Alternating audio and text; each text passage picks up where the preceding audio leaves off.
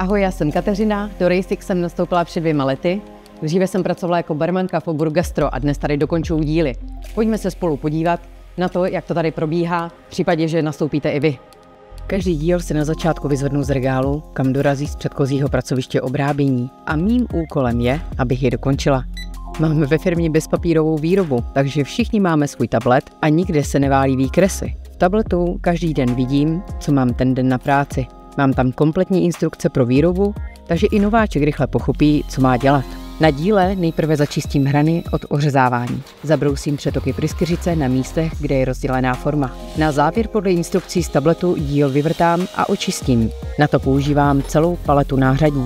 Od vzduchových nebo elektrických brusek přes vrtačku až po ruční pilníky. Když mám vše hotovo, tak díl odnesu na kontrolu kvality, kde proběhne jeho kontrola, a když je vše v pořádku, tak ten díl odešleme zákazníkovi, který tak může díky nám vyhrávat závody.